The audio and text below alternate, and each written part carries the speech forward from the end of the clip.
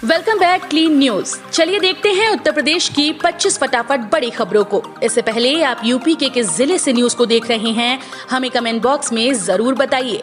साथ ही daily update रहने के लिए चैनल को सब्सक्राइब कर बेल आइकन को दबाना बिल्कुल न भूलें। आज का लाइक एम 3000 है, उम्मीद करते हैं आप इसे जरूर पूरा करेंगे। नगर निगम कार्यालयों के चक्कर लगाने से मिलेगा छुटकारा, इस वेबसाइट पर जल्द मिलेंगी सारी सुविधाएं।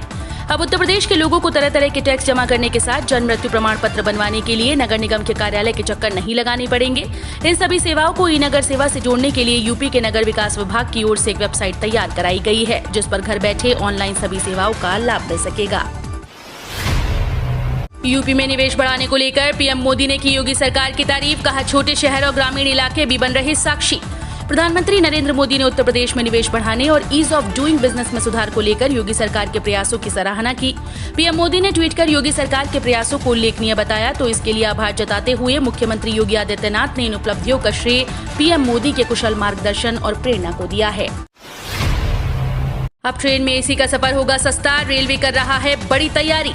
भारतीय रेलवे यात्रियों की सुविधा के लिए लगातार अपने कोचों को आधुनिक बना रहा है। अब सस्ते दर पर एसी में लोगों को सफर करने की सुविधा देने के लिए वो इकोनॉमी एसी 3 टियर कोच ला रहा है। रेलवे इस साल कई मेल और एक्सप्रेस ट्रेन में सस्ते किराए वाले 806 इकोनॉमी एसी 3 टियर कोच लगाएगा। रेल मंत्रालय विभिन्न कोच फैक्ट्रीज में इकोनॉमी एसी 3 टियर कोच तैयार करवा रहा है। जैसे जैसे कोच तैयार होते जाएंगे, वैसे वैसे समयानुसार ट्रेन में जुड़ते जाएंगे। भाजपा ने 67 जिलों में लहराया जीत का परचम, सपा के 63 सीट्स के रिकॉर्ड को तोड़ा। उत्तर प्रदेश के जिला पंचायत अध्यक्ष के चुनाव में भाजपा ने रिकॉर्ड जीत हासिल की, 75 में से 67 सीटों पर जीत का परचम लहराया। भाजपा ने सपा के 63 सीट्स के रिकॉर्ड को भी तोड़ दिया। संत कबीर नगर, बलिया, आजमगढ़ और एटा में सपा ने जीत दर्ज की, जबकि बागपत में राष्ट्रीय लोकदल की प्रत्याशी ने भाजपा प्रत्याशी को हरा दिया। अवध क्षेत्र में 13 में से 13, पश्चिम में 14 में से 13, ब्रज में 12 में से 11, कानपुर बुंदेलखंड क्षेत्र में 14 में से 13, काशी में 12 में से 10 और गोरखपुर क्षेत्र में 10 में से 7 जिलों में भाजपा ने जिला पंचायत अध्यक्ष चुनाव जीता है। इस दिन जारी होगा 10वीं 12वीं का परिणाम, शिक्षा मंत्री ने दी जानकारी।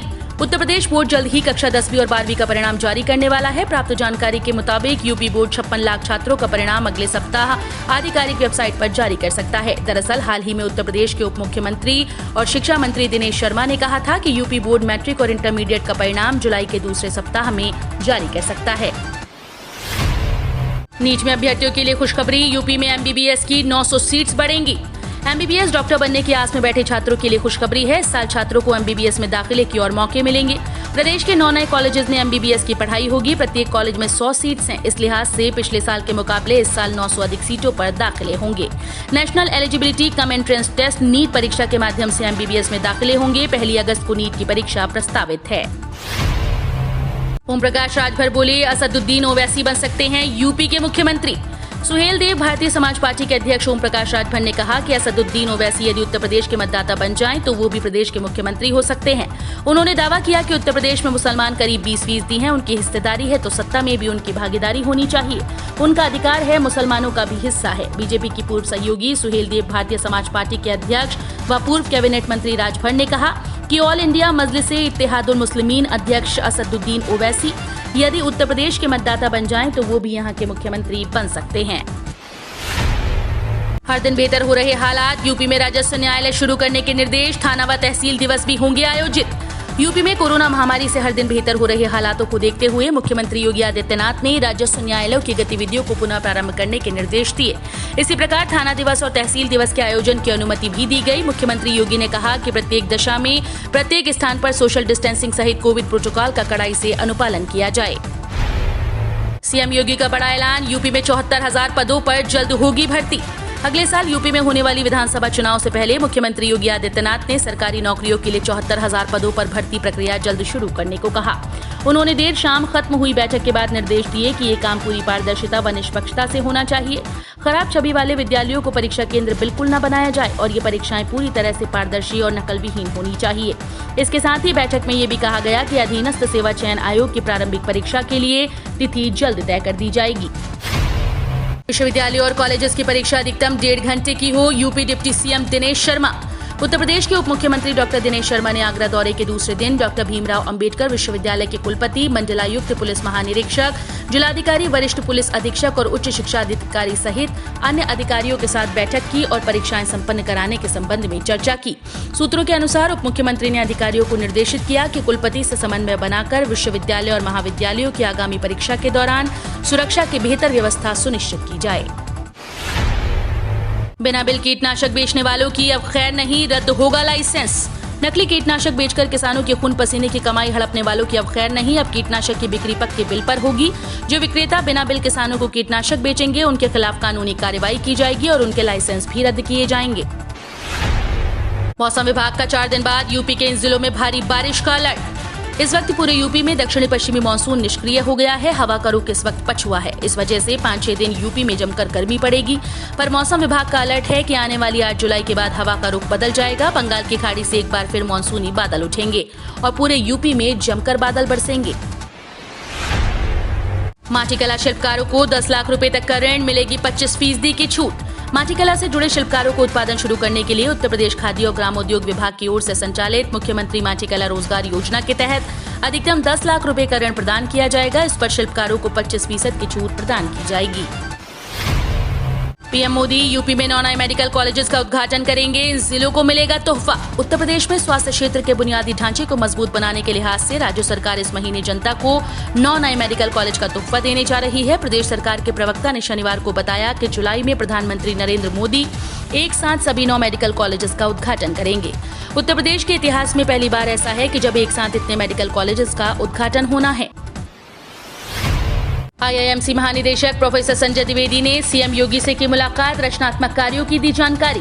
भारतीय जनसंचार संस्थान के महानिदेशक प्रोफेसर संजय द्विवेदी ने लखनऊ में उत्तर प्रदेश के मुख्यमंत्री योगी आदित्यनाथ और विधानसभा अध्यक्ष हृदय नारायण दीक्षित से सौजन्य भेंट की। इस दौरान उन्होंने मुख्यमंत्री और विधानसभा अध्यक्ष को आईआईएमसी की वर्तमान शैक्षिक गतिविधियों और रचनात्मक कार्यों की जानकारी दी। अगस्त में होगी यूपीएसएससी पीईटी परीक्षा, सीएम योगी ने दी मंजूरी। उत्तर प्रदेश अधीनस्थ सेवा चयन आयोग की प्रारंभिक अर्हता परीक्षा अगस्त में होगी। यूपीएसएससी ने परीक्षा एजेंसी का चयन भी कर लिया है। मुख्यमंत्री योगी आदित्यनाथ ने भर्ती चयन आयोगों के अध्यक्षों के साथ बैठक में यूपीएसएससी के प्रस्ताव को मंजूरी दे दी है। इसके अध्यक्ष प्रवीर कुमार ने मुख्यमंत्री योगी आदित्यनाथ के द्वारा यूपीएसएससी पीईटी 2021 की परीक्षा तिथि को मंजूरी दिए जाने के संबंध में जानकारी दी है। खुदरा व थोक व्यापार को मिला एमएसएमई का दर्जा, बैंकों से प्राथमिकता के आधार पर मिल सकेगा सस्ता कर्ज। खुदरा और थोक व्यापारी भी अब एमएसएमई को मिलने वाले सभी लाभ ले सकेंगे। सरकार ने खुदरा व थोक व्यापार को सूक्ष्म, लघु और मध्यम उद्यम का दर्जा दे दिया है। एमएसएमई मंत्री नितिन गडकरी ने ट्वीट कर ये जानकारी दी। काफी लंबे समय से खुदरा व थोक व्यापारी इस दर्जे की मांग कर रहे थे। एमएसएमई की परिभाषा में इस बदलाव से 2.5 करोड़ खुदरा और थोक व्यापारियों को लाभ मिलेगा। दालों के बढ़ते दाम, जमाखोरी पर अंकुश लगाने के लिए सरकार ने स्टॉक सीमा तय की। 31 अक्टूबर तक लागू रहेगा फैसला।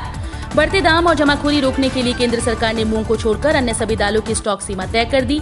ये सीमा थोक, खुदरा विक्रेताओं, आयातकों और मिल मालिकों के लिए 31 अक्टूबर 2021 तक लागू की गई है। केंद्रीय खाद्य और उपभोक्ता मामलों के मंत्रालय की ओर से इस संबंध में एक आदेश जारी किया गया है, जिसके मुताबिक दालों का स्टॉक रखने की सीमा तत्काल प्रभाव से लागू कर दी गई है। डीजल, पेट्रोल, रसोई गैस के दामों में इजाफा, जनता को लूट रही भाजपा सरकार। उत्तर प्रदेश कांग्रेस कमेटी के अध्यक्ष अजय कुमार लल्लू ने कांग्रेस द्वारा अपने पदाधिकारियों के लिए सुल्तानपुर में आयोजित जोनल प्रशिक्षण शिविर को संबोधित करते हुए भाजपा सरकार पर हमला बोलते हुए कहा कि डीजल, पेट्रोल, रसोई गैस के दामों में लगातार इजाफा होने से, माल भाड़ा बढ़ने से इसका असर आम उपभोक्ताओं व आवश्यक वस्तुओं पर जबरदस्त तरीके से पड़ रहा है।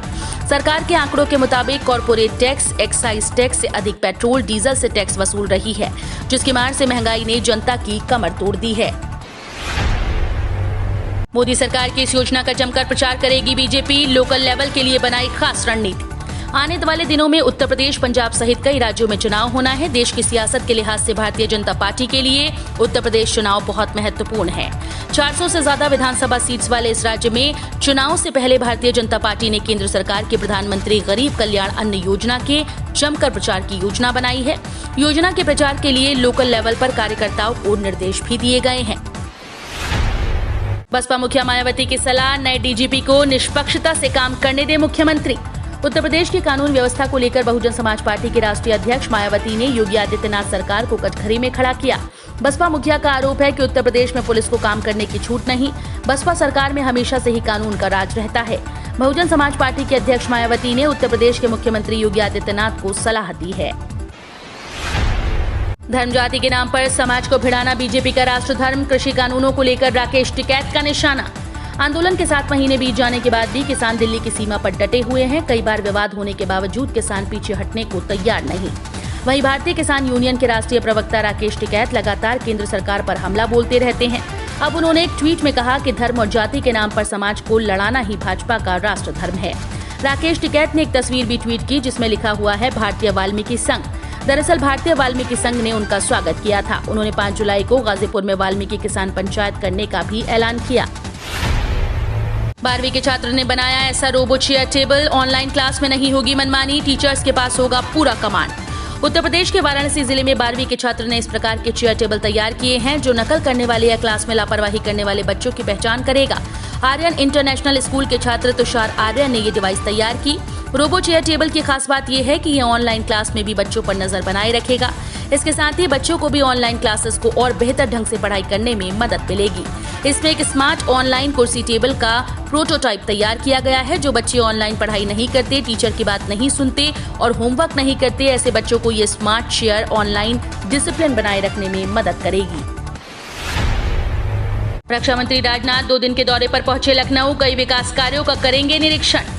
भाजपा के कद्दावर नेता और रक्षा मंत्री राजनाथ सिंह अपने 2 दिन की महत्वपूर्ण यात्रा पर लखनऊ पहुंचे। बता दें कि राजनाथ सिंह लखनऊ से ही सांसद हैं और उनके स्वागत के लिए अमौसी एयरपोर्ट पर पहुंचने पर प्रदेश सरकार के मंत्री ब्रजेश पाठक व महेंद्र सिंह के साथ लखनऊ की मेयर संयुक्ता भाटिया ने उनका स्वागत किया। यहां से वो दिलकुशा गार्डन स्थित अपने आवास पर पहुंचे।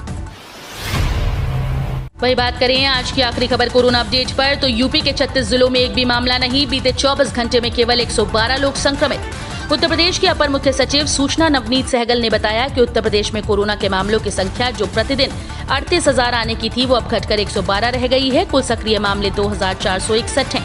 आज 36 जिलों में एक भी मामला नहीं आया। 37 जिलों में सिंगल डिजिट में मामले आए हैं। हम रोज ऐसे ही न्यूज लाते रहेंगे। यदि आपने अभी तक क्लीन न्यूज यूपी को सब्सक्राइब नहीं किया है तो फटाफट सब्सक्राइब कर लें। साथ ही बेल आइकन को प्रेस करना बिल्कुल ना भूलें ताकि लेटेस्ट अपडेट मिस ना हो।